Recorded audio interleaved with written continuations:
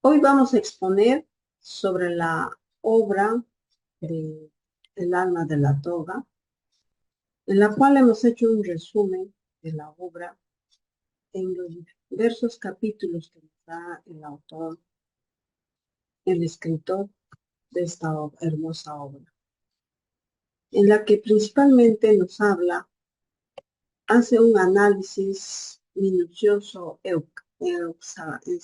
exhaustivo, con el principal objetivo de sensibilizar al alumno y al abogado, en la que nos habla quién es el abogado, en la que especifica las principales cualidades, el éxito de una profesión y la importancia de la ética, y que este profesional y este estudiante debe ya estar formando su integridad y la pasión por la justicia. Asimismo, nos hace referencia de que no solamente es elemental dominar el conocimiento legal. Asimismo, debe dominar la capacidad de persuadir y argumentar de una manera efectiva durante su enfoca la fuerza interior que debe tener todo abogado, en la que nos dice que es esencial para enfrentar los desafíos y presiones inherentes al ejercicio del derecho. Su integridad, el coraje y la determinación en el abogado, así como la necesidad de mantener fiel a los principios éticos y morales, incluso en situaciones difíciles. Tiene que afrontarlo sin temor alguno, sabiendo que de la mano va la justicia. Por consiguiente, el abogado o el alumno va a tener una sensación de justicia, y la debe de tener, pues esto va a destacar una importancia a desarrollar una profunda sensibilidad hacia lo que es justo y equitativo. Esa sensación de justicia es un motor interno que impulsa al abogado a luchar por la verdad, por la equidad. Asimismo, debe desarrollar la parte moral del abogado, destacando la importancia de la ética y la integridad de la profesión legal, en los altos estándares morales, priorizando la justicia sobre los intereses personales y económicos. La responsabilidad del abogado de actuar con rectitud y honestidad. Buenas noches, voy a exponer el capítulo del trabajo. La profesión de la abogacía es simplemente maravillosa, por lo tanto, para construirla hay que trabajar a gusto, aprender sobre diversos temas, pues en un futuro, algún caso que nos tocará litigar será totalmente diferente a otro, por lo cual necesitaremos una preparación diferente y adecuada para cada uno de ellos. En síntesis, está en cada uno de nosotros decidir qué clase de abogado queremos ser. En el capítulo de la palabra es un don que muchos no han aprendido a utilizar. Al mismo tiempo puede ser un arma, ya que si no lo utilizamos correctamente, tanto otras personas como nosotros podemos salir heridos. Es cuestión de darle un uso correcto, y un claro ejemplo de que el poder de la palabra son las palabras de Jesús, ya que éstas derrumbaron una civilización y crearon un nuevo mundo. En el capítulo El estilo forense, nos indica el autor que la abogacía es una profesión que nació para ser amada. Y si no la amamos, podemos ir considerando otras opciones. Es necesario sentir esa pasión por la justicia y por querer hacerlo. Como nos dice el autor, hay una frase en la cual nos indica que se puede vivir sin belleza, sin riqueza, hasta sin salud, pero jamás justicia. El abogado debe ser un artista. Quizás no lo sea desde su nacimiento, pero ha de prepararse para lograr perfeccionar su arte de la escritura, de la oratoria. Aparte de eso, también tiene que perfeccionar sus capacidades como narrador, historiador, novelista, psicólogo, etc. En el capítulo Elogio de la cordialidad, acá Osorio nos indica que tanto jueces como los abogados tenemos la misión de trabajar por la justicia y olvidar esos conflictos y dimes y diretes que entre abogado y juez. Por el bien de nuestra justicia, es necesario dejarlas a un lado para lograr un mejor desenvolvimiento de nuestro sistema jurídico. En el capítulo Conceptos arcaicos, eh, nos indica que es indignante que en estos tiempos algunos jueces les falte interpretar la ley. Eh, ¿Cómo puede ser posible que fiscales y jueces liberen de manera irregular a delincuentes con la premisa de la falta de pruebas? Es por eso que si queremos un cambio en nuestro sistema jurídico, los jueces no se deben convertir en cómplices de la corrupción.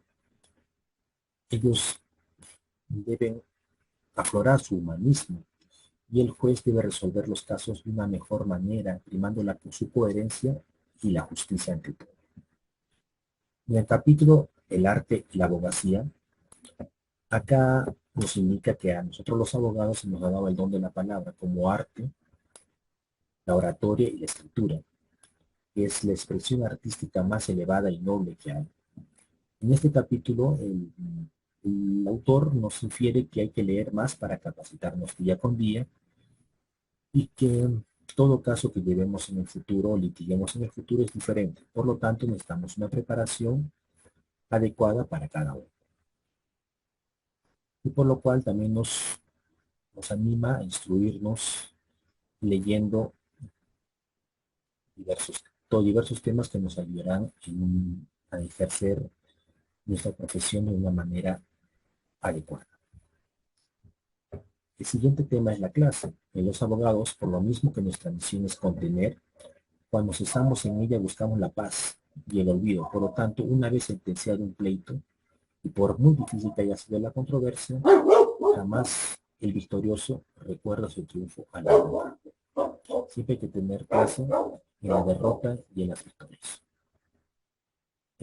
Asimismo, en el capítulo Cómo se hace un despacho, nos indica que hay tres maneras que el abogado se da a conocer. Una es la asociación, en la cual varios abogados se asocian, y acá también nos indica que la mejor manera idónea es buscar compañeros que busquen nuestro mismo fin y que tengan nuestros mismos ideales.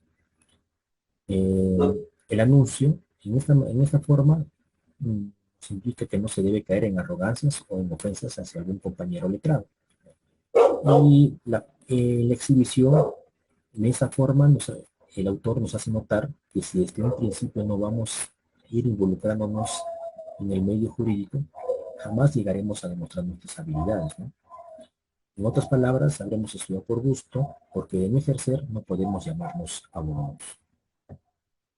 En capítulo especialistas, en este capítulo nos indica que un abogado debe saber de todo. Las especializaciones no son malas, pues siempre hay un aspecto de la profesión que a cada uno nos atrae más. Sin embargo, es necesario tener el conocimiento de todos los aspectos legales que constituyen nuestro campo de la abogacía para ser unos abogados más completos. En el capítulo La Chicana nos indica que es una de las maniobras más usadas por los abogados para alargar y entorpecer un caso, como presentar argumentos y pruebas falsas. Es aquí donde queda a discreción de cada uno si utilizar esas triquiñuelas para una buena causa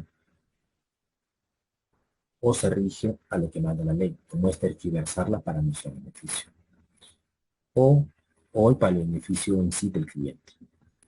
En el capítulo La sensibilidad nos indica que la abogacía es una constante lucha y que para lograrla no es un camino fácil, depende de uno mismo, que si caemos o no, pero no debemos hacernos fríos, solo debemos de quedarnos con lo que merece la pena, no involucrarnos en absoluto para así ganar y lograr nuestros objetivos, pero siempre analizando la situación, preocupándonos por nuestro cliente hasta cierto límite y haciendo buen uso de las normas jurídicas. En el desdoblamiento psíquico nos indica que el abogado debe encargarse de un caso y, si es necesario, conectarse con el cliente para así relacionarse más y dejar de lado sus intereses. Así el abogado vivirá en carne propia el hecho suscitado y congeniará con el cliente. Y finalmente, en el capítulo de la independencia, al ejercer la abogacía se hace con libertad, pero siempre al comienzo vamos a buscar un asesor que nos guíe y nos dé las pautas. Algo muy importante de la libertad es saber qué casos tomar y qué no, eh, cuánto tiempo darle a los casos que tengamos y cuánto tiempo darle a la familia. También tenemos que ver el tema económico, los viajes, etcétera, etcétera. Eso es todo. Muchas gracias. Bueno, continuando con la exposición sobre el alma de la toga, es importante que todo abogado o estudiante de derecho debe de conocer, tomar en consideración. Por ejemplo, en el punto que nos hace ver Osorio, la hipérbole. Es una forma de cómo expresar una oratoria en la que se utiliza para dar a conocer sobre el caso, sobre la inocencia o el llamado a la justicia para nuestro cliente, pero no debe ser exagerado, debe tener una ética y además consideración con los jueces y fiscales, porque exagerando no se va a conseguir justicia, más bien se va a producir una forma de controversia o conflicto entre el abogado, el juez y el fiscal, ¿no? Entonces, es bueno utilizarla para persuadir, convencer, pero sin embargo tiene que ser de una manera diplomática.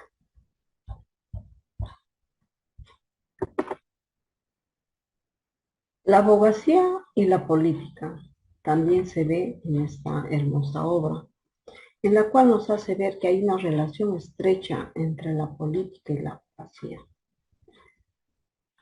¿Por qué? Los abogados tienen una preparación en el conocimiento de las leyes, normas, argumentaciones, elaboración de proyectos, en la que va a permitir lograr satisfacer las necesidades del pueblo. Por eso la participación de un abogado en política, éticamente, va a hacer que logre beneficios para la población. Pues caso contrario, si lo utilizan estos conocimientos en desmedro de las necesidades de la población, es lamentable. Entonces, el autor Osorio nos hace énfasis en que el abogado, con estos conocimientos que tiene, va a favorecer a un buen desarrollo de la política y que va a ayudar mucho a los necesitados. Por lo tanto, el abogado está preparado en procesos legales, legislativos, por tanto, va a aportar a la sociedad y es importante su participación en la política. La libertad de defensa. En esta obra aborda fundamentalmente en la libertad de defensa en el ámbito legal, destacando que un sistema judicial justo y equitativo va a hacer que el derecho de las personas sea representado por un abogado de su elección y recibir una defensa justa y efectiva. Asimismo, el abogado va a tener responsabilidades éticas y profesionales en la lealtad frente a su cliente, la honestidad de representación legal y respeto bajo los principios éticos y legales de la profesión. Así es que el abogado tiene que ser un defensor en la que va a hacer de que este cliente que lo ha elegido no defraude su confianza en él y logre su objetivo. Por lo tanto, el abogado tiene que actuar con bastante profesionalismo y con bastante responsabilidad.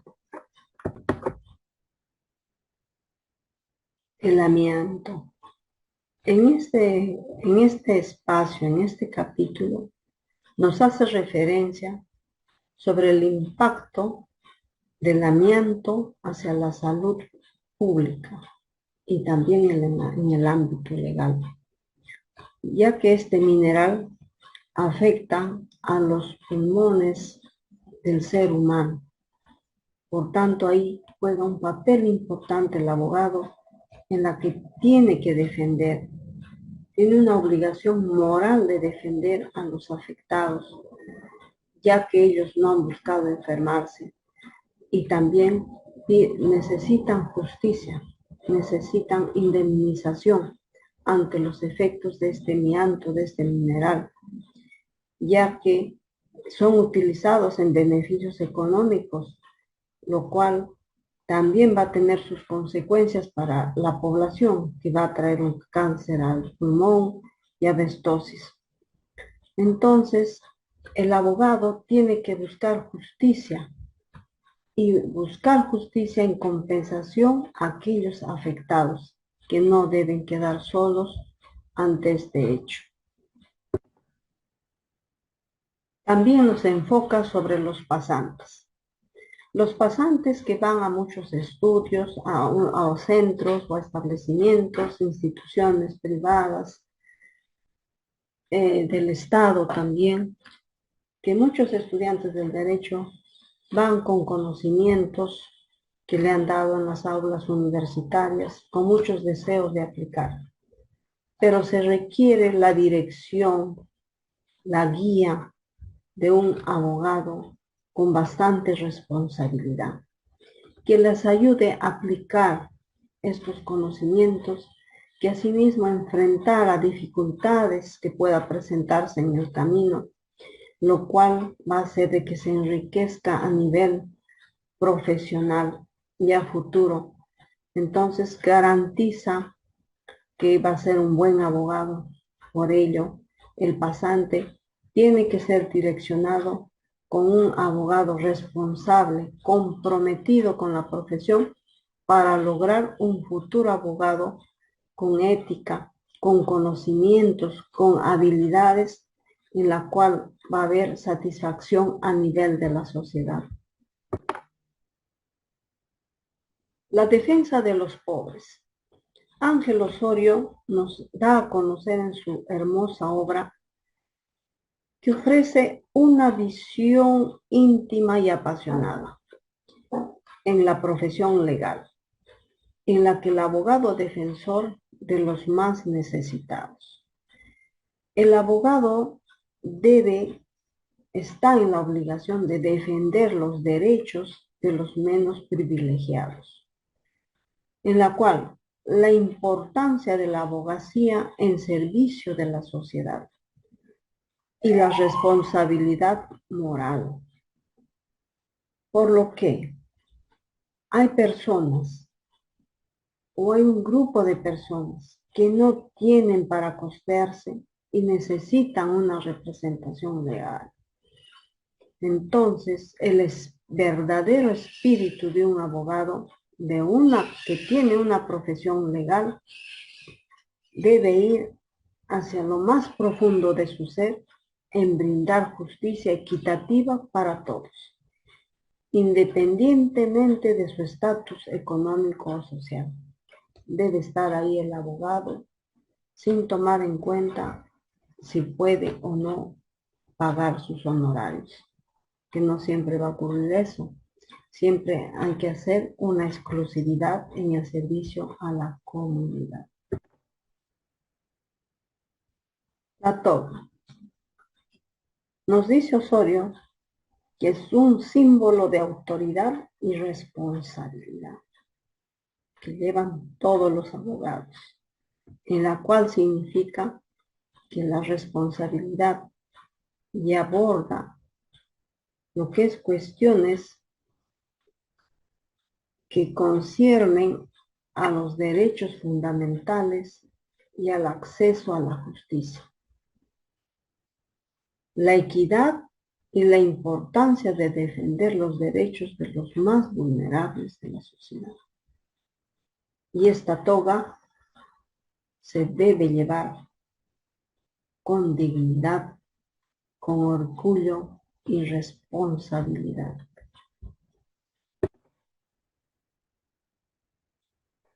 La mujer en el bufete. Este punto que nos atañe a todas las damas, mujeres, en el campo del derecho, enfoca el papel importante de la mujer en el ámbito legal, en la que aborda cuestiones de género, equidad y desafíos que enfrentan las mujeres en esta profesión, en la que también hace conocer o pone énfasis la evolución histórica del papel de la mujer en la abogacía y las barreras que enfrentan sus posiciones de liderazgo, y ofrece reflexiones sobre cómo los bufetes pueden promover la igualdad de género y crear entornos inclusivos. Este libro nos ofrece una mirada profunda sobre el papel de la mujer en la abogacía y aboga por un cambio positivo hacia la igualdad de género en el campo legal, que se está avanzando lentamente, principalmente en los cargos. Se está logrando la figura de la dama o de la mujer en representación de los derechos de los más necesitados. En los bufetes también se está incrementando la presencia de las mujeres en diversos campos del derecho, pero sin embargo se tiene que continuar luchando para esta equidad y la presencia de la mujer en esta carrera.